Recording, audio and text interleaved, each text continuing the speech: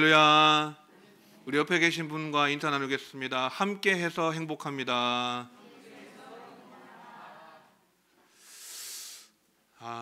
참 은혜로운 주일인 것 같습니다. 다니엘 기도회도 시작이 되었고 이렇게 많은 분들이 모이지는 못해도 그래도 기도가 회복이 되니까 살 것 같습니다.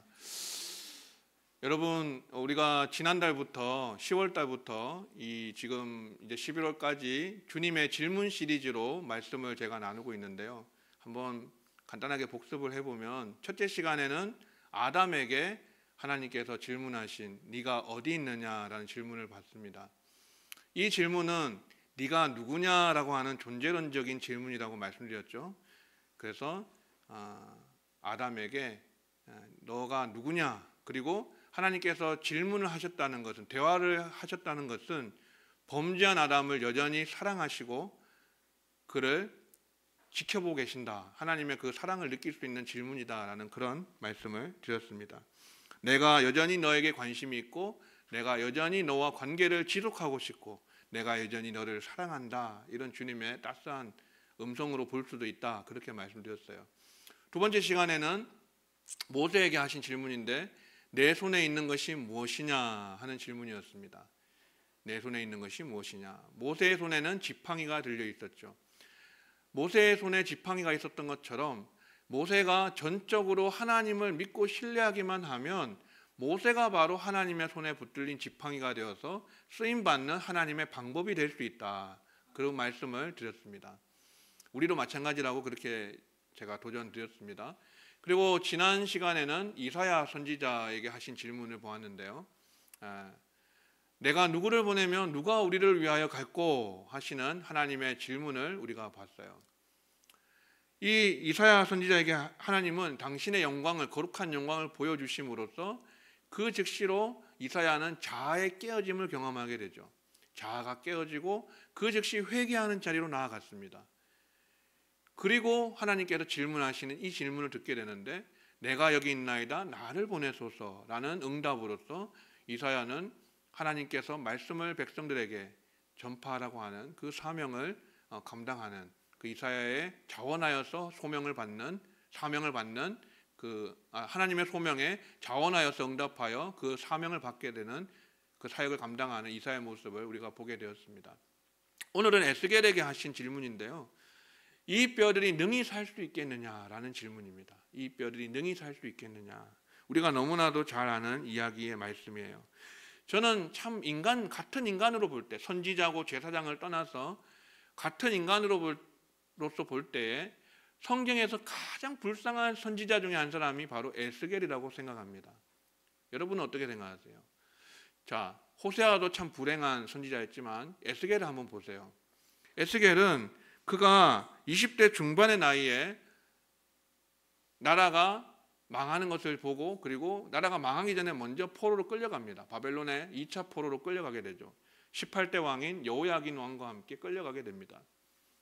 그리고 결국 나라가 망한 것을 보고 경험하고, 그리고 나라가 망한 것만 해도 슬프고 참 억장이 무너지는데 하나님은 이 에스겔에게 백성들을 향해서 말씀을 선포하게 하기 위해서 그에게 예언적인, 상징적인 행동을 하게 하세요. 몇 가지를. 그게 처음에 뭐냐면은 벙어리가 되게 하는 거예요. 말을 못하게 하는 겁니다. 물론 이것에 대해서 해석이 분분합니다. 7년 동안 벙어리로 지냈다는 해석하는 신학자도 있고, 또 그러나 하나님께서 백성을 향해서 예언하지 못하게 하심으로 막으실 때만 말을 못하고 하나님께서 말씀을 주실 때는 또 말을 했다, 이렇게 보는 경우도 있습니다. 어쨌든 벙어리가 되는 경험을 해야 했습니다. 이것도 참 비참한 일인데 여러분, 이건 더해요.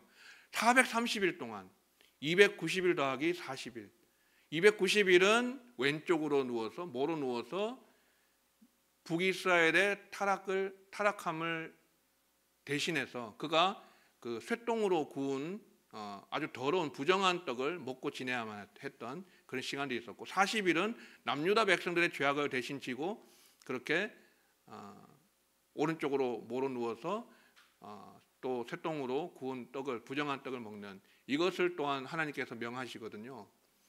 처음에는 인분으로 구운 떡을 먹으라 하셨죠. 근데 그것을 나중에 새똥으로 하나님이 허락을 해주시는데, 이 참 비참하잖아요. 참 창피스럽고 또 우리의 비위도 맞지 않는 이런 것을 왜 하나님이 시키셨느냐.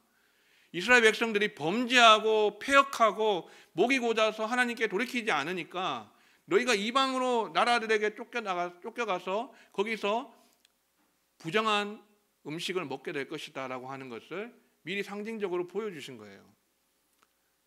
다 선지자가 다 먼저 경험하고 다 체험하고 안 좋은 것들이잖아요. 그걸 다 경험하고 나서 그걸 백성들에게 하나님께서 하나씩 상징적으로 예언적으로 이루어 주시는 거예요. 그 이루어지는 걸 볼 때 내가 여호와인 줄 알리라 이렇게 말씀하시거든요. 여기까지만 해도 참 우리가 감당하기 어려운 인간적인 비참함이 있습니다. 그러나 에스겔이 가장 슬펐던 일은 무엇일까요? 바로 하나님께서 아내를 데려가십니다. 그리고 아내를 데려가심도 하나님 앞에 참 통탄할 일인데, 애통해야 할 일인데, 하나님께서 그 에스겔에게 애도하지 말라고 말씀하세요. 슬퍼하지도 말고 울지도 말고 눈물도 흘리지 말아라, 그렇게 말씀하세요. 참 이거 보면은 여기까지를 우리가 봤을 때 정말 하나님이 진짜 너무하시는 것 아니냐, 하나님께서 너무 매정하시고 잔인하신 거 아니냐라는 생각이 들 수 있습니다. 아내의 죽음을 통해서 애도하지 말라고 하신 하나님의 그 뜻은 무엇입니까? 너가 기뻐하는, 내 눈이 기뻐하는 그 아내를 내가 빼앗겠다라고 말씀하시면서 이스라엘 백성들의 눈의 기쁨이었던 성전, 그것을 더럽힐 것이다. 성전이 더럽히게 될 것이다. 그리고 그들이 가장 사랑하고 아끼는 자녀들까지도 하나님께서 칼에 죽임을 당하게 하실 것이다. 이거를 또 에스겔이 또 가장 먼저 그것을 경험하고 체험해야만 했습니다. 자, 그래서 저는 에스겔이 선지자 중에 가장 불쌍한 선지자 중에 한 사람이라 생각해요. 하나님 너무하신 거 아닙니까? 하나님 너무 잔인하신 거 아닙니까? 어떻게 선지자라고 하는 사람은, 제사장이라고 하는 사람은, 에스겔은 제사장 겸 선지자죠, 이렇게 자신의 개인적인 행복도 추구할 권리가 없는 겁니까? 라고 질문할 수밖에 없는 이런 상황인 것이에요. 여러분, 아내의 죽음, 사랑하는 가족과 사랑하는 아내의 죽음까지도 하나님의 뜻이고 사역의 일부다라고 한다면은 누가 이 길을 갈 수 있을까요? 에스겔처럼 누가 이 길을 갈 수 있겠습니까?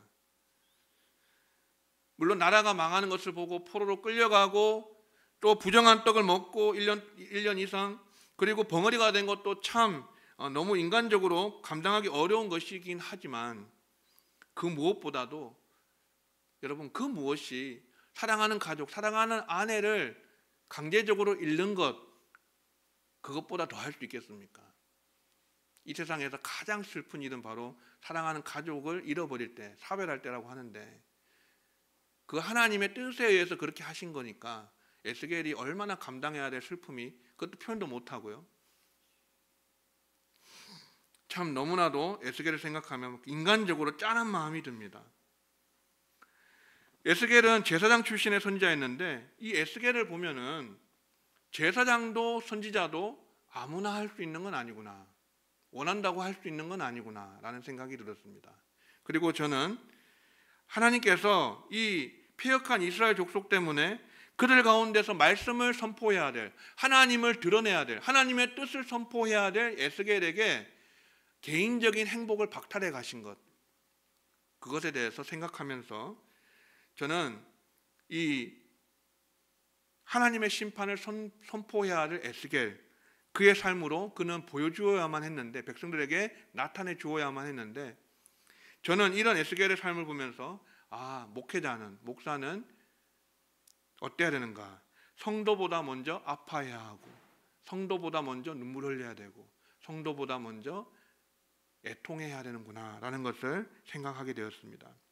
함께 울고 함께 웃는 공동체를 만들기 위해서 목사는 개인적인 행복도 내려놓을 수 있어야 되는구나, 거기까지 가야 되는구나. 에스겔을 보면서, 물론 에스겔이 보편 일률적인 어떤 그런 보편화할 수 있는 그런 사례는 아니지만 하나님은 분명히 성경에서 또 이러한 예들을 주심으로써 우리가 행복을 추구합니다. 그러나 하나님께 우리가 행복을 추구하지만 행복을 뛰어넘는 그 무언가가 있구나라는 것을 저는 말씀을 통해서 한번 묵상해 보게 되었습니다. 그게 바로 거룩이구나, 하나님의 뜻이구나, 하나님의 섭리고 주권이구나 라고 하는 것을 생각해 보게 되었습니다.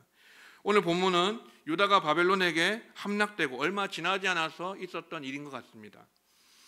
이스라엘 백성들, 특히 남유다 백성들, 그들에게는 어떠한 최후의 보루의 마인드 정신이 있었냐고 하면은 하나님의 성전만큼은 무너지지 않는다.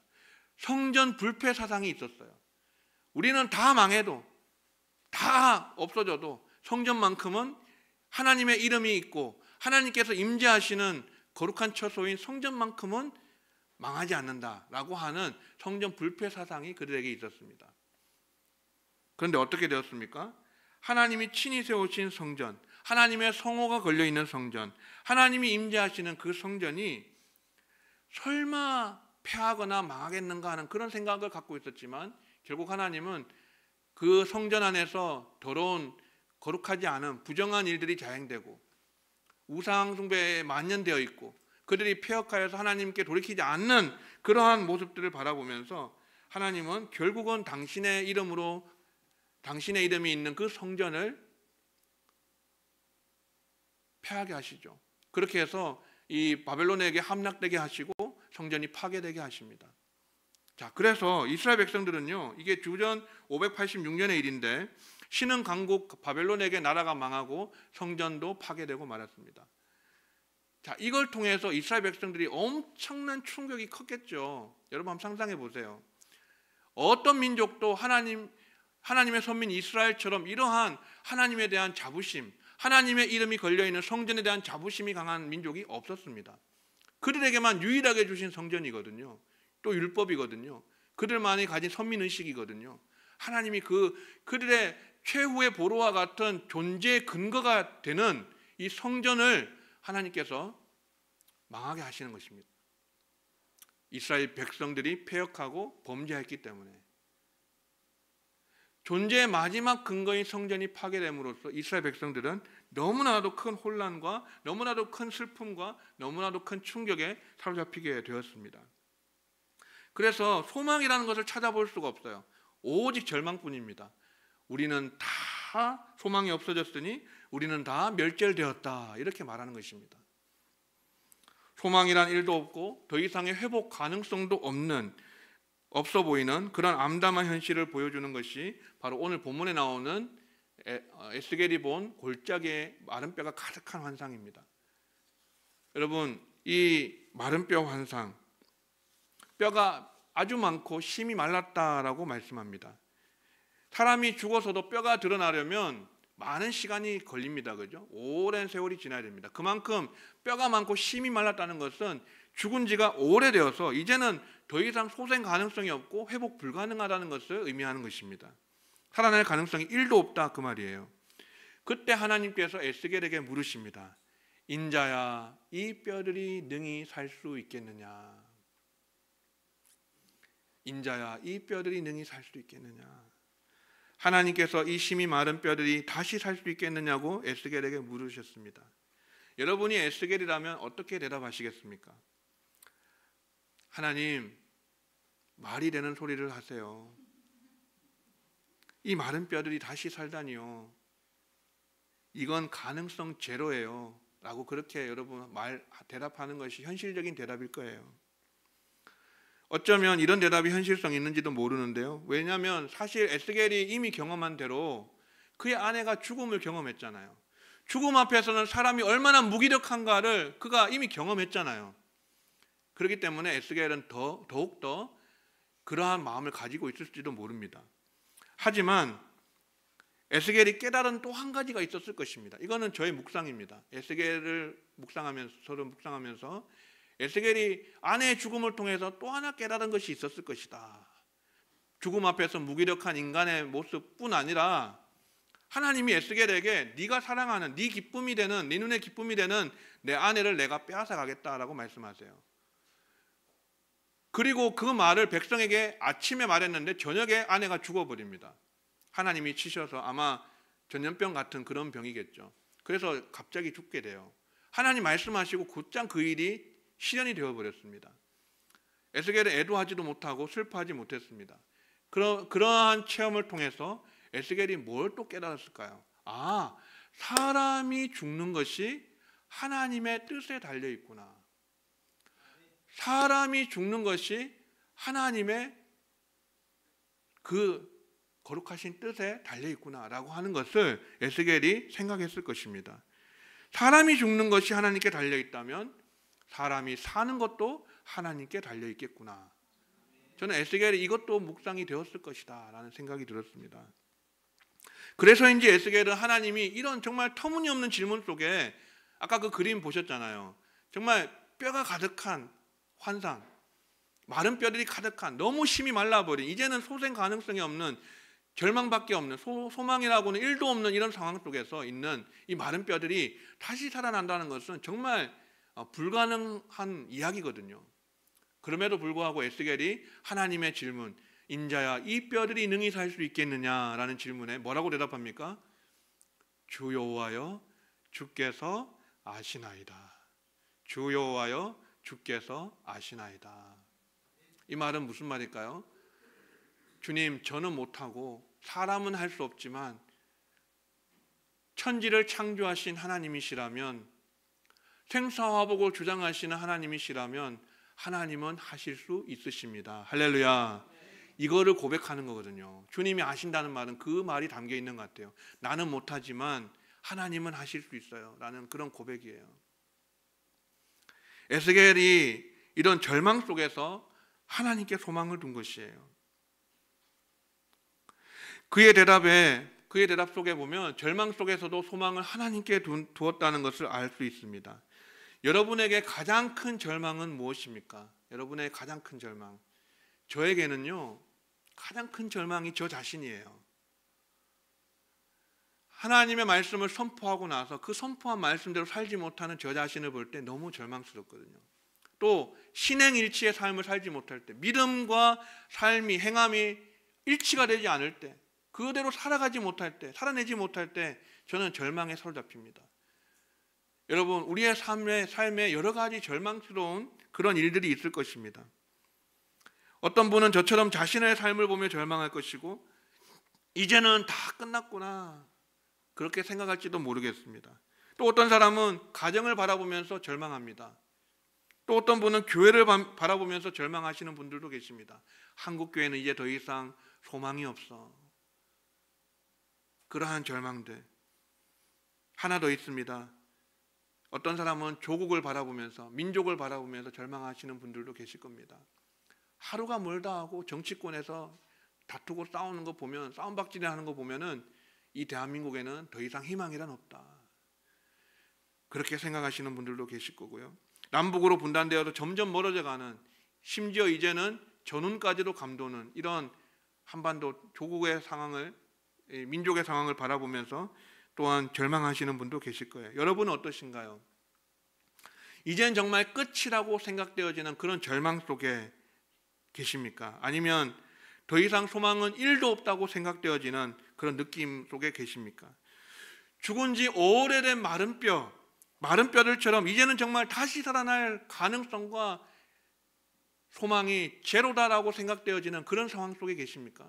여러분의 삶도, 가정도, 우리의 교회도, 또 나라와 민족도 그런 절망스러운 상황 속에 있는 것은 아닌지 여러분 스스로에게 한번 생각해 보시고, 여러분 우리가 그런 절망 속에 사로잡혀 있을 때, 그러나 우리가 가져야 될 소망은 무엇입니까? 우리의 소망은 어디에 두어야 됩니까? 하나님께 두어야 됩니다. 그러나 우리는 소망을 하나님께 둘 수 있습니다. 사람으로서는 할 수 없지만 하나님으로서는 하실 수 있습니다. 이러한 고백으로 하나님께 소망을 두면 하나님께서 우리에게 역사하시고 회복의 은혜를 내려주실 줄로 믿습니다. 여러분 어떤 절망스러운 상황 속에서도 소망을 하나님께 두시기를 주님의 이름으로 축원합니다. 시편 42편 11절 같이 읽습니다. 시작. 내 영혼아 네가 어찌하여 낙심하며 어찌하여 내 속에서 불안해하는가. 너는 하나님께 소망을 두라. 나는 그가 나타나 도우심으로 말미암아 내 하나님을 여전히 찬송하리로다. 아멘. 소망을 하나님께 두시기 바랍니다. 소망이 없어도 절망으로 가득해도 소망만큼은 하나님께 두세요. 그러면 하나님께서 마른 뼈들도 살리시고 회복의 은혜를 내려주실 줄로 믿습니다. 어떤 사람은 마른 뼈가 살아나는 것을 꼭 봐야만, 내 눈으로 꼭 봐야만, 그 조짐이 보여야만 소망을 하나님께 두는 사람이 있어요. 뭔가 조짐이, 좋은 조짐이 일어나고 뭔가 눈에 가시적인 것이 드러날 때만 하나님께 소망을 두고 감사하는 그런 사람이 있어요. 하지만 우리는 어떤 성도가 되어야 됩니까? 눈에 아무것도 소망의 빛이 보이지 않고 마른 뼈들만 가득한 이런 절망스러운 상황이 눈앞에 펼쳐져 있다 할지라도 그러한 절망스러운 상황 속에서도 하나님의 행하시고 하나님의 일하시고 하나님께서 회복시켜 주실 그 미래의 일들을 바라보면서 소망을 하나님께 두고 나아가는 저와 여러분 되시기를 주의 이름으로 축원합니다. 아멘. 여러분, 이게 믿음이에요. 이게 믿음. 소망할 수 없는 상황 속에서 소망하는 것, 바랄 수 없는 중에 바라는 것이 여러분 믿음입니다. 예. 그런 믿음이 우리에게 있어야 돼요. 지난 시간에 언더우드 선교사님 소개해 드렸잖아요. 누가 우리를 위해 갈구할 때 언더우드 선교사님, 조선의 문이 열렸는데도 아무도 가지 않아서 왜 이럴까라고 했을 때 하나님께서 너는 왜 가지 않느냐, 너는 왜 조선으로 가지 않느냐라고 말씀하시는 그 음성 듣고 조선으로 오셨잖아요. 인도로 가려고 하시다가 그 언더우드 선교사님이 병원을 세우고 학교를 세우고 교회를 세웠습니다. 그러나 그 언더우드 선교사님의 그 일기를 보면은 보이지 않는 조선의 마음, 그 일기를 보면 정말 눈물 나는 내용들이 많아요. 근데 그러한 지금 현 상황 속에서는 조선의 상황이 너무나 암담하고 어둡고 자신들을 그렇게 서양 귀신이라고 취급하면서 배척하는 이 조선 사람들을 바라보면서 소망이란 보이지 않고 희망이란 보이지 않지만 복음으로 변화될 가능성은 전혀 보이지 않지만 그러나 오늘 여전히 묵묵히 복음의 씨앗을 뿌리면서 사명의 자리를 지켜냈을 때 이렇게 140년이 지나고 나서 어떤 일이 벌어졌습니까? 이 조국 대한민국에 천만이 되는 그런 그리스도인들이 그런 열매를 맺게 되지 않았습니까, 여러분? 소망이 보이지 않을 때 소망을 하는 것, 하나님께 소망을 두는 것, 하나님께 바랄 수 없는 중에 바라는 것, 그것이 바로 여러분 믿음이라는 사실을 기억하시고 여러분의 절망스러운 상황 속에 내 삶과 내 가정과 내 일터와 교회와 나라와 민족 가운데 절망스러운 현실이 있다 할지라도 그러나 여전히 소망을 하나님께 두면서 하나님께서 나타나 도우심을 여전히 바라보면서 찬송하시는, 감사하시는 여러분 되시기를 주의 이름으로 축원합니다. 그러면 우리는 회복을 위해서 무엇을 해야 될까요? 첫째는 무엇보다 하나님의 말씀을 들어야 살아납니다. 말씀을 들어야 살아납니다. 여러분, 오늘 4절을 보시면 너희 마른 뼈들아 여호와의 말씀을 들을지어다 라고 했습니다. 여호와의 말씀을 들을지어다. 하나님의 말씀을 듣는 것이 가장 먼저입니다. 이 말씀을 들어야 여러분 살아날 줄로 믿습니다. 오늘 말씀 속에 하나님께서 너희가 살아나리라, 내가 너희를 살게 하리라, 이게 여러 번 반복되거든요. 절망 속에 희망이라고는 없는, 소망이라고는 발견할 수 없는 가능성 제로에 망해버린 조국을 바라본 이 에스겔에게, 또 유다 백성들에게, 이스라엘 온 족속에게 하나님은 내가 너희를 살아나게 하리라 말씀하세요. 그리고 마른 뼈를 향해서 대언하라고 하십니다. 마른 뼈들아 여호와의 말씀을 들을지어다. 여러분, 하나님의 말씀을 들으면 살아나는 줄로 믿습니다. 우리의 삶도 살아나고 우리의 가정도 살아나고 교회와 나라와 민족도 살아나게 될 줄로 믿습니다. 여러분, 저는 어제 이 말씀을 묵상하고 준비하면서 너무나도 가슴 벅차오르는 그런 감동을 누렸어요. 그런 감동이 느껴졌어요. 아, 내 현실이 이렇게 참담하고 내가 나 때문에 절망스러운 이런 상황 속에 있지만 또 여러 가지를 바라볼 때, 환경적으로 바라볼 때 좋은 것들이 눈에 보이지 않고 안 좋은 것들이 눈에 많이 보이긴 하지만 그러나 하나님께서 내가 너희를 살아나게 하리라 말씀하셨으니 하나님의 말씀대로 대언하면 하나님의 말씀을 선포하면 내 삶을 향해서, 우리 가정을 향해서, 또 교회와 나라와 민족을 향해서 하나님 말씀을 대언하고 선포하면, 주의 말씀을 듣고 순종하면 하나님께서 우리 모두를 살게 하실 것이다. 이러한 믿음이 제 속에 생겼습니다. 여러분 선포하세요. 하나님 말씀을 선포하세요. 여러분의 삶을 향해서, 여러분의 가정을 향해서, 우리나라와 민족 공동체를 향해서 선포하시면 하나님께서 그 말씀대로 일하시고 역사하실 줄로 믿습니다. 여러분, 이스라엘 백성이 최후의 보루인, 존재 근거의 최후의 보루인 성전을 상실했잖아요. 그러면 이제 끝난 겁니까? 모든 것이 다 상황 종료고 게임 오버입니까? 아니죠. 하나님은 뭘 지금 말씀하시고 계십니까? 에스겔에게 너희가 무너진 성전을 바라보지 말고 여전히 자존하시며 살아계시며 말씀하시는 하나님을 바라보라고 말씀하는 거예요. 말씀하신 하나님, 그게 최후의 보루예요. 그분이 최후의 보루예요. 성전, 예배당, 한국교회의 어떤 역사와 전통 이런 것들이 아닌 거예요, 여러분. 우리가 140년 동안 복음의 역사를 지켜온 거, 수많은 열매를 맺어온 거, 그런 것을 의지하고 바라볼 것이 아니고, 또한 화려하고 커지고 기독교가 엄청난 쇠가 생기고 세력이 생기고 그렇게 커지고 많은 사회적 영향력 끼치고 이러한 것들이 우리의 존재 근거가 아니라는 것이에요. 우리의 존재 근거는 마지막까지 무엇이 되어야 됩니까? 하나님의 말씀이어야 합니다. 오늘도 여전히 우리에게 말씀하시는 하나님, 그 하나님이 우리의 존재 근거가 되세요. 여러분, 말씀을 들어야 살아나는 줄로 믿습니다. 한번 따라해 보시겠습니까? 말씀을 들으면 살아난다. 할렐루야. 하나님 말씀을 듣는 거, 여러분 아무리 바쁘셔도 말씀을 읽고 묵상하는 시간 빼앗기지 마시기를 바랍니다. 절대로 빼앗기지 마시고 그 시간만큼은 확보하셔야 돼요. 말씀을 들어야 사는 것이 첫 번째고요. 어제 다니엘 기도회 강사로 나오신 이 박정욱 원장님을 제가 말씀을 듣는데 참 감동스러운 부분이 있었습니다. 동감이 되는 부분이 있었는데 무엇이었냐면은 천국이 어디에 있는가 그랬습니다. 천국이 어디에 있다고 생각하십니까? 물론 하나님의 보좌가 계신 그 천국이 천국입니다. 하지만 그분이 이렇게 말씀하셨어요. 광야라도 바벨론이다 할지라도 하나님이 임재하시면 그곳이 천국이다. 할렐루야. 성지가 어딘가? 성지가 어디에 있는가? 예루살렘이 성지냐? 그게 아니라 하나님의 뜻이 이루어지는 곳이 바로 하나님의 성지다라고 말씀하셨어요. 너무 공감이 되는 말씀이었어요. 여러분, 바벨론이라 할지라도 광야라 할지라도 하나님이 함께 하시면 그곳이 천국이고, 가나안이라고 할지라도 거기에 하나님이 함께 하시지 않으면 거기는 지옥이 될 수 있다는 거예요. 여러분, 그래서 하나님의 임재와 하나님의 뜻이 있는 곳이 거기가 천국이고 성지인데, 그 하나님의 뜻과 하나님의 임재가 어떻게 무엇을 통해서 이루어집니까? 하나님의 말씀을 통해서 이루어지는 것입니다. 할렐루야. 그래서 하나님의 말씀을 통해서 주의 뜻을 이루시고 하나님의 말씀을 통해서 하나님은 우리에게 임재하신다는 것이에요. 그래서 어느 곳에 있든지 간에 여러분 다른 데서 천국 찾지 마시고 성지 찾지 마시고 하나님의 말씀을 들으시고 하나님이 말씀이 들리면 거기가 천국이요 성지임을 믿으시기 바랍니다. 회복을 위해서 두 번째 해야 될 것 간단하게 말씀드립니다. 생기를 향하여서 대언하라고 말씀하셨습니다. 이 생기가 무엇일까 하는 것은 루아흐, 히브리어로 세 가지 뜻 정도가 있습니다. 바람, 숨, 영이라는 뜻이 루아흐에 담겨 있습니다. 오늘 본문에는 생기라고 번역을 했는데 이 생기가 여러분 무슨 기, 자연의 생기 이런 거겠습니까? 그게 아니겠죠. 하나님의 숨을 말해요. 브레스. 하나님의 숨. 하나님의 숨이라면 결국은 무엇을 의미하겠습니까? 성령을 의미하는 거예요. 성령을 상징하는 거예요.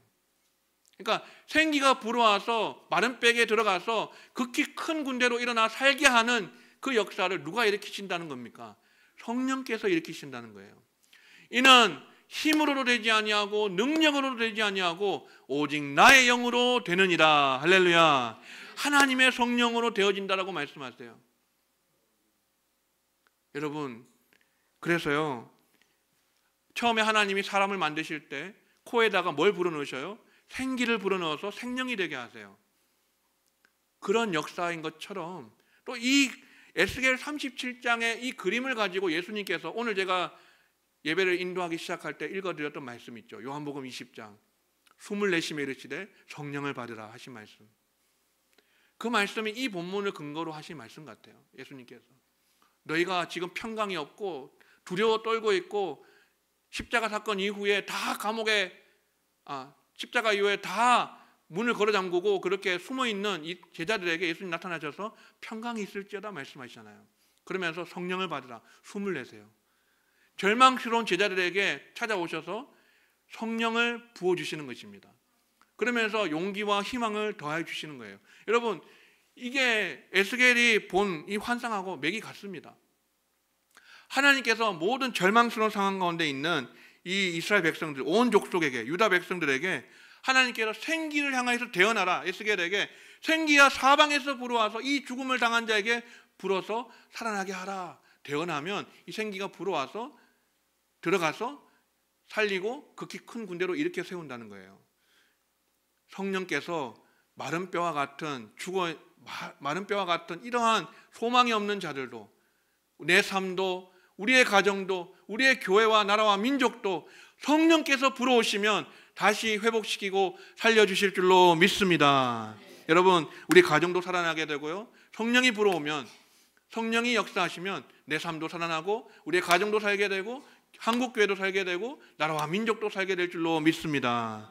도저히 불가능해 보이는 남북도 성령이 불어오면 통일될 수 있을 것 같습니다. 여러분, 하나님은 생기를 향해서 마른 뼈에게 불어오라고 대언하라고 하셨죠.